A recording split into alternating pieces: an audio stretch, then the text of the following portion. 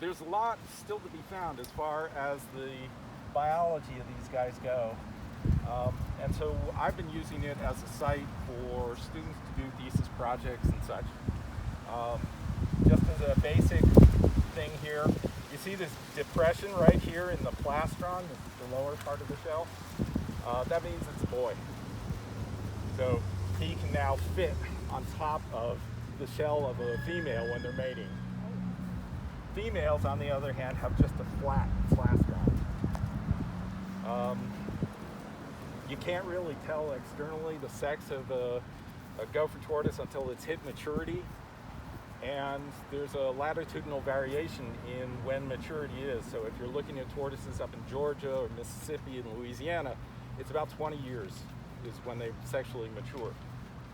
Not too bad. I mean, these things typically live like 60 years or more in the wild. The oldest gopher tortoise known is Gus, and Gus is at the Natural History Museum in Halifax, Nova Scotia. Gus was purchased by the director at that time as a hatchling here in Florida while the director was on vacation, and he brought it back, and that was in 1922. So Gus is 99 this year.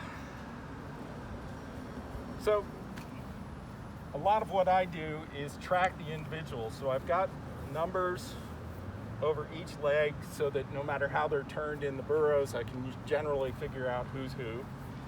If the numbers wear off, which they do after like about 6 to 12 months, I've also microchipped everybody.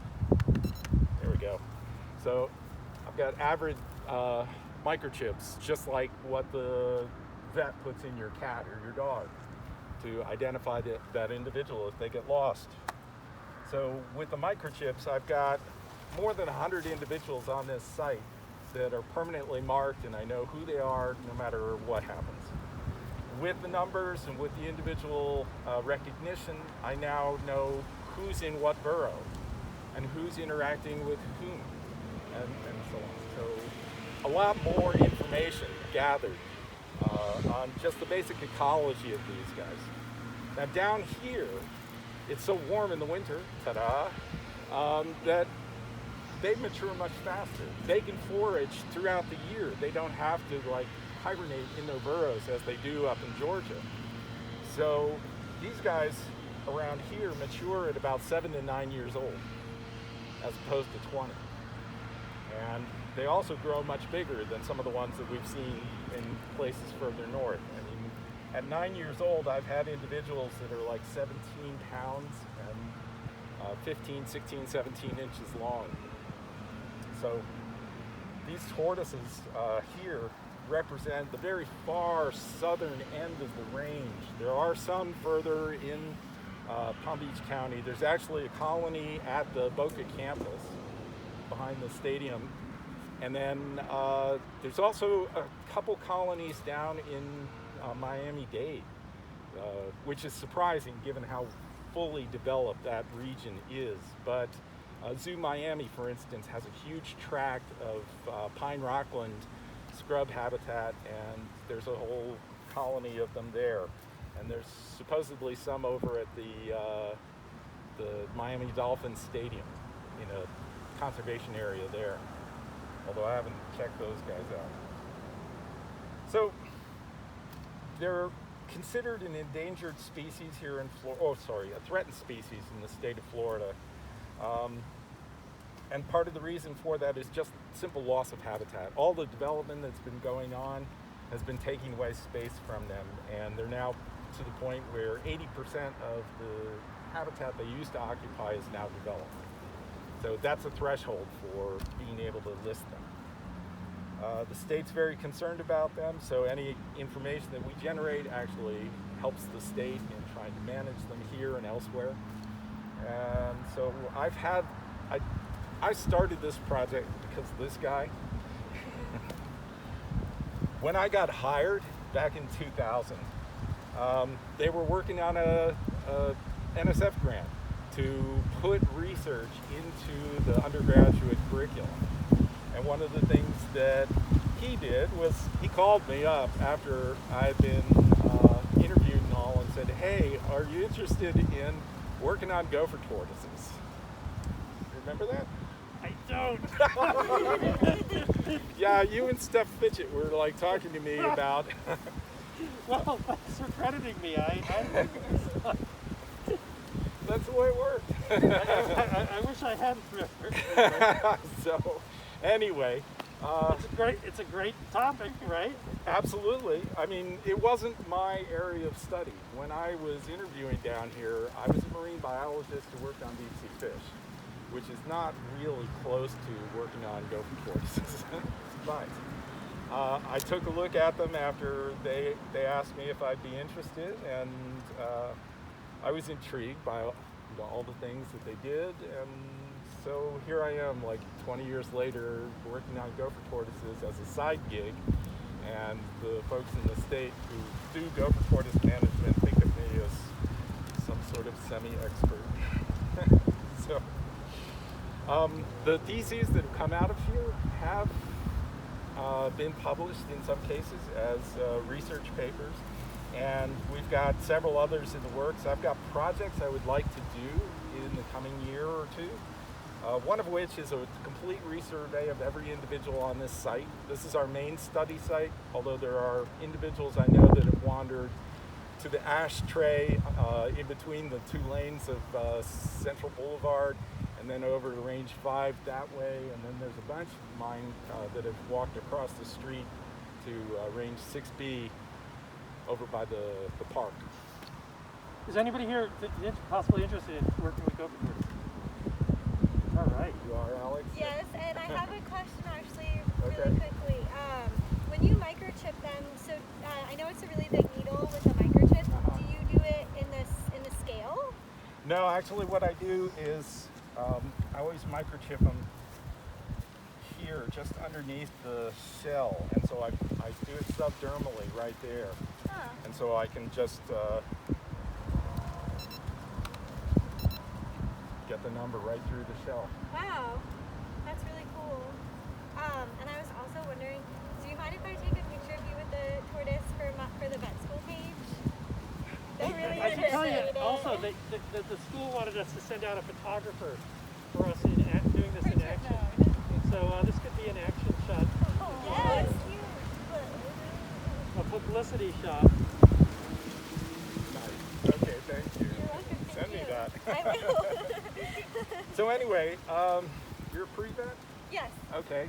So there's a couple projects I have in mind. One of which is just the demography of all of the individuals on the site. And I've got previous surveys from 2013 and 2007. Okay. And so we could do a comparison of the demography over the years. And I think that would be worthwhile. If you're really into veterinary work, the other thing is that I just got money to buy a portable field ultrasound. That's awesome. And what we could do is go for the females. Okay. And if you pull one of these legs out, you can put the probe right in here and actually see if they've got eggs. That's really cool. That's So awesome. I would like to study on who's gravid and when they're gravid. And I have some circumstantial evidence from previous work that they might be double flushing. And so they don't do it up north, but down here where it's so nice in the winter, they could potentially be laying a second clutch of eggs in November or December. Okay. And so if we do a survey of if anyone is gravid in like November or December, then and we find anything, that's really novel information. Yeah, that's really cool. So That's very interesting. okay. Yeah, awesome. That's a great idea. That's very interesting. Yeah, you know, I've had all sorts of hints that they might be doing this, like new hatchlings in January or in February, and it's about a 80-day incubation time for the eggs. So counting backwards, that means those eggs were laid sometime in like late October, November. Yeah. Wow. So anyway. Busy place, right? This is actually one of their responses, I mean, if I flip him over, he's going to take off. But He's fast. they battle each other, and you see this projection right here. This is called the cooler, right here. And what they do is use that as a lever. When they're battling, they'll actually tip it underneath and then stand up really fast and try and flip their opponent on their back. And if you get flipped on your back, you go quiescent, and that's like saying uncle. You give up because you lost the battle. I have to say, the first time I was walking a trail and saw a gopher tortoise on its back, I thought, who did this to this gopher tortoise and just left him here? And the answer is some other gopher tortoise. Are they capable of flipping back over on their own? Yeah, they are, and so they can use their claws and just sort of grab onto stuff and just flip themselves right back. So usually they quiet down for anywhere from 2 minutes to 5 minutes, and then they'll just start waggling their front legs and trying to grip something. But I use it as a means for like doing measures and counts and things like that, so that I can keep track of their growth and such over time. And it's a lot easier working with them when they're upside down like this. And usually when these gopher tortoises are upside down, they like pull everything in and they're really tightly closed up, almost like a box turtle, so you can't touch any of the soft parts. But these guys are so used to my handling them after 20 some odd years that they'll sometimes just lay there, you know, completely open, just like that. Yeah, John knows a lot of these tortoises on a first name basis. Yeah, 18 here is one of the horn dogs. He loves to go and try and mate with every female he can find. And I was doing a survey of all burrows one weekend, and in one day I saw him at 3 different girls' burrows. So it's 18, 16, and 2 are guys who are just like everywhere. Are you able to do an oral exam on him or no? I would prefer not to, yeah, because they've got a powerful bite. Now, none of these guys, well, I take it back. There's one tortoise down this way, Grumpy Gertrude, who has actually tried to bite me. But none of the others have. And so, no, I haven't done any sort of oral examinations. But, you know, putting my hands near their head has not been an issue with most of these individuals, just with Gertrude.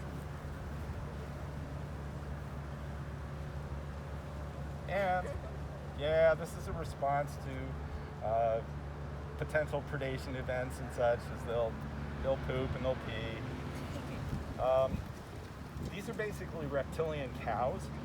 They're just eating foliage.